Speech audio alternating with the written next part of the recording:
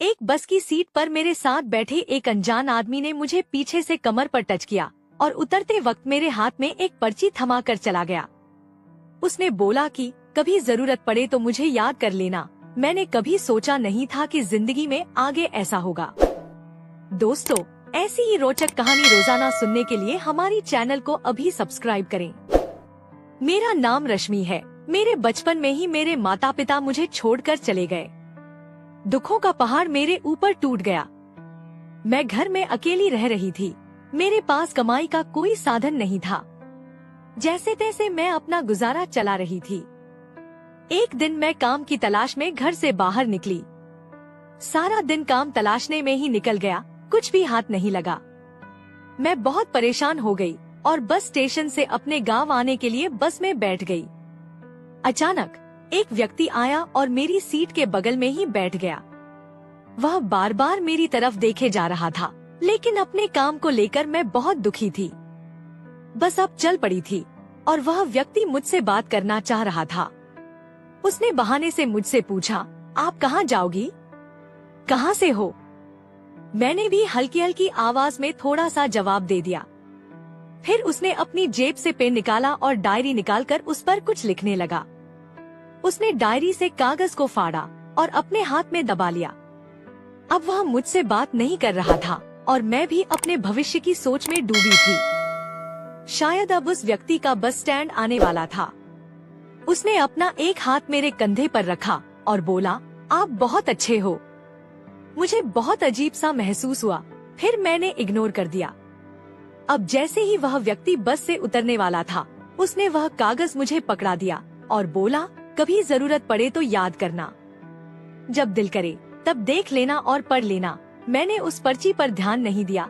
हाथ में तो पकड़ ली लेकिन उसे पढ़ा नहीं और ऐसे ही अपने बैग में रख दिया। अब कुछ देर बाद ही मेरा बस स्टैंड आ गया और मैं भी उतरकर अपने घर चली गई। अब ऐसे ही काम की तलाश में 3-4 महीने निकल गए, लेकिन मुझे कोई काम नहीं मिला। फिर मैंने सोचा, क्यों ना मैं अपना खुद का कोई ऐसा बिजनेस शुरू करूं, जिससे मुझे किसी के सामने हाथ फैलाने की जरूरत ना पड़े। एक दिन मैं बाजार जा रही थी, तभी मैंने एक दुकान देखी तो दिमाग में आया, क्यों ना मैं टेलर का काम सीख लूं। फिर मैं एक टेलर की दुकान पर गई, उससे पूछा कि मुझे काम सीखना है, तो वह बोले 1 लाख रुपए लगेगा। 1 साल में हम आपको अच्छा काम सिखा देंगे और फिर आप अपनी दुकान खोल सकते हो। लेकिन फिर वही बात, अब मैं सोचने लगी कि मेरे पास पैसे कहाँ से आएंगे। अब मैं घर वापस आ गई और 1-2 महीने यही सोचते सोचते निकल गए कि पैसे कहाँ से आएंगे। एक दिन ऐसे ही लेटी थी कि एकदम से दिमाग में आया, उस आदमी ने मुझे पर्ची में क्या लिख कर दिया था।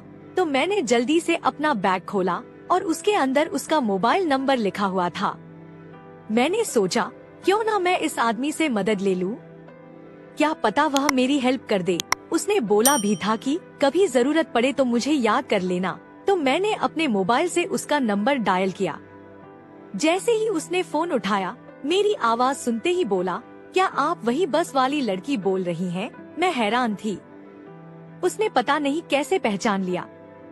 मैंने हालचाल पूछा और बोला, आप बोल रहे थे कि अगर जरूरत पड़े तो याद करना। क्या आप मेरी मदद कर सकते हो? मुझे पैसे की जरूरत है। वह व्यक्ति बोला, हाँ बताओ कितने पैसे चाहिए? मैंने बोला 1 लाख। तो उसने फोन पर मुझे एक एड्रेस बताया और कहा, यहाँ पर आ जाना, आपको पैसे मिल जाएंगे। मैं अगली सुबह ही उस पते का पीछा करती हुई वहाँ पर पहुँच गई, जो एक होटल था। होटल के अंदर जाकर मैंने रूम नंबर पूछा और उसके कमरे तक पहुँच गई। मैंने दरवाजा खटखटाया तो अंदर से आवाज आई, आ जाओ। जैसे ही मैंने दरवाजा खोला, मैं डर गई। वह व्यक्ति टेबल लगाए हुए था, उसके ऊपर एक दारू की बोतल और 2 गिलास रखे हुए थे और हाथ मिलाते हुए उसने मुझे अपने पास बिठाया और बोला, क्या थोड़ा एंजॉय करोगी? मैंने एकदम से बोल दिया, आप यह कैसी बातें कर रहे हो? और मुझे अपनी तरफ खींचते हुए मेरे गले लगकर रोने लगा। मैंने एकदम से उसे दूर हटाया और बोला, आप यह क्या कर रहे हो? मैं दूर जाकर बैठ गई और वह हाथ जोड़कर रोने लगा, कहने लगा, मुझे गलत ना समझे। मुझे उस पर दया आई तो मैंने पूछा, आप रो क्यों रहे हैं? उसने कोई जवाब नहीं दिया। उसने अपने तकिए के नीचे से एक लिफाफा निकाला और मुझे दे दिया और मुझे बोला, अब आप जा सकती हो। मैंने जल्दी से लिफाफा उठाया और कमरे के बाहर निकल गई और बस पकड़कर मैं अपने घर आ गई। अब घर आकर मैंने उस लिफाफे को खोला, उसके अंदर 1,00,000 रुपए थे। फिर मैंने दोबारा उस व्यक्ति को फोन किया और बोला, मैंने तो 1,00,000 रुपए मांगे थे, लेकिन आपने तो 2,00,000 रुपए दे दिए।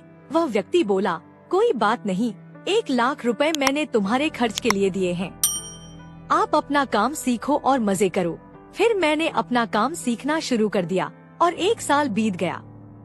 मैं अच्छे से लेडीज टेलर का काम भी सीख गई थी, लेकिन अब मेरे पास पैसे नहीं थे कि मैं एक दुकान खोलूं। फिर मैंने डरते डरते उस व्यक्ति को फोन मिलाया, मुझे दुकान खोलनी है, 1,00,000 और चाहिए। तो वह व्यक्ति मुझे एक एड्रेस देता है और बोलता है, यहाँ पर आ जाओ। लेकिन अब की बार एड्रेस अलग था। मैं दिए हुए एड्रेस पर पहुंची। फिर मैंने उसके रूम का दरवाजा खोला। सामने देख रही हूँ, वैसे ही एक बोतल दारू की और 2 गिलास टेबल पर सजाए हुए बैठा है। वह व्यक्ति बोला, आओ इधर आओ, मेरे पास बैठो। मैंने बोला, नहीं, मैं यही ठीक हूँ। फिर वह व्यक्ति बोला, अरे घबराओ मत, मेरे पास आओ। मैं डरते डरते उसके बगल में बैठ गई। उसने मेरा हाथ पकड़ा और मुझे अपनी तरफ खींचा। फिर से मेरे गले से चिपक कर रोने लगा और मुझे कस कर पकड़ लिया। मुझे बहुत अजीब सा लग रहा था। मैं धीरे से हाथ छुड़वाते हुए उससे दूर हो गई और साइड में बैठ गई। फिर अचानक वह बहुत जोर जोर से रोने लगा। मैंने बोला, आप ऐसा क्यों करते हो? वह बोला, अब तो बस तुम ही मेरी जिंदगी बना सकती हो। मैंने कहा, आप ऐसी बातें क्यों कर रहे हो? मुझे अच्छा नहीं लगता। वह व्यक्ति अजीब अजीब सी हरकतें कर रहा था। फिर वह चुप हुआ और बोला, यह लिफाफा पकड़ो और आप जाओ अपना काम देखो, लेकिन एक वादा करके जाओ कि भविष्य में कभी भी मुझे जरूरत पड़ेगी तो आप मेरी जरूर मदद करोगी। और मैंने लिफाफा उठाते हुए बोल दिया कि भविष्य में कभी भी जरूरत पड़ेगी तो मैं आपकी सहायता करूंगी। अब मैं वहाँ से जल्दी से निकल गई और अपने घर पहुँच गई। अगले ही दिन मैंने अपने शहर में जाकर एक अच्छी सी दुकान किराए पर ले ली और अपना काम शुरू कर दिया। देखते ही देखते मेरी दुकान पर भीड़ लगने लगी और मेरा बहुत अच्छा काम चलने लगा। बहुत अच्छा पैसा भी आने लगा। मेरी दुकान पर सारा दिन औरतों की लाइन लगी रहती थी। अब 1 साल बीत गया, काफी पैसा भी हो गया था और मैं बहुत खुश थी। काफी समय से मेरी शादी पैसों के कारण रुकी हुई थी। बस अब कुछ दिनों में मेरी शादी मेरे मंगेतर से होने वाली थी। एक दिन अचानक उस व्यक्ति का फोन आया और बोला, मुझे आपकी जरूरत है। अब की बार मैं खुद आपसे मिलने आऊंगा। तो मैंने बहुत ही खुशी से उसे बोला, हाँ आप आ जाओ। अगले ही दिन वह व्यक्ति मेरे घर आ गया और बोला, आज मुझे आपकी मदद की जरूरत है। मैंने बोला, हाँ बिल्कुल, अगर करने लायक होगी तो जरूर करूँगी। वह व्यक्ति बोला, चलो पहले एक बार मेरे गले से लग जाओ। मैंने कुछ नहीं बोला। वह व्यक्ति बोला, डरो मत, मुझे पता है आपकी शादी जिस लड़के से होने वाली है, मैं उसे जानता हूँ।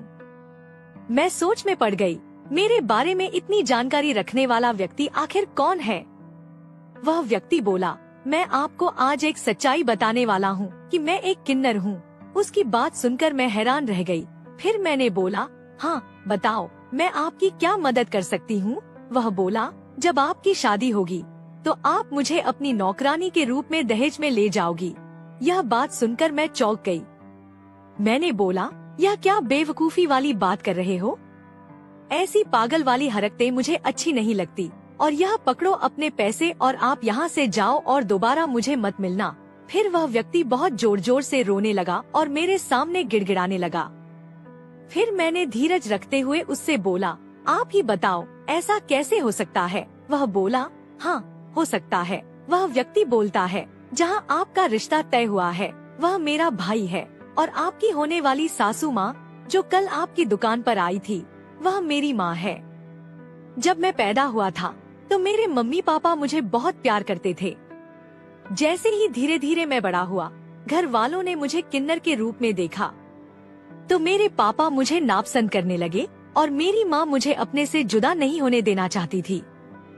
मैंने पापा के बहुत हाथ पैर जोड़े लेकिन पापा ने मुझे किन्नरों के हवाले कर दिया और बोला, यहाँ पर दोबारा दिखाई मत देना।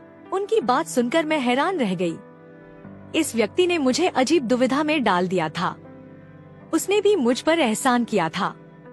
अब मेरी होने वाली सासू माँ आज मेरी दुकान पर आने वाली थी, तो मैंने इस व्यक्ति से बोला, चलो मेरे साथ। मैं उसको अपनी दुकान पर लेकर गई और एकांत में बैठा दिया। कुछ देर बाद मेरी होने वाली सासू माँ मेरी दुकान पर आई। मैंने बोला, चलो मैं आपको किसी से मिलवाती हूँ। सासू माँ बोली, ऐसा क्या है? मैं सासू माँ को उस व्यक्ति के पास ले गई जो उनका बेटा था। अब वह बड़ा हो चुका था। एक बार तो सासू माँ ने उसे पहचाना नहीं, फिर वह व्यक्ति देखते ही अपनी माँ के गले लग के रोने लगा और मुंह से निकाला, माँ मैं आपका रोहन हूँ। माँ से देखा ना गया। माँ ने उसको गले लगा लिया और उसका माथा चूमने लगी। मेरी भी आंखों में आंसू आ गए। काफी देर तक माँ और बेटे ने एक दूसरे को नहीं छोड़ा। गले लगकर रोते रोते रोहन बोला, माँ मैं आपके साथ ही रहना चाहता हूँ, मुझे आपकी बहुत याद आती है। माँ बोलती है, बेटा यह कैसे संभव है? तेरे पापा मुझे जान से मार देंगे। तभी रोहन ने जो प्लान बनाया था वह अपनी माँ को बताता है और बोलता है, क्या मैं लेडीज वेश बनाकर आपकी होने वाली बहू के दहेज में नौकरानी के रूप में आपके साथ रह सकता हूँ? तभी माँ बोली, हाँ ऐसा हो सकता है। तभी हम तीनों मान जाते हैं। अब मेरी शादी का दिन आ गया और रोहन को लड़की बनाकर एक नौकरानी के रूप में मैं दहेज में अपने साथ ले गई। सारे घर वालों को अच्छा भी लगा कि नौकरानी भी साथ में लेकर आई है। अब रोहन लड़की के रूप में अपनी माँ के साथ रहने लगा और जो उसकी दिल की तमन्ना थी वह पूरी हो गई।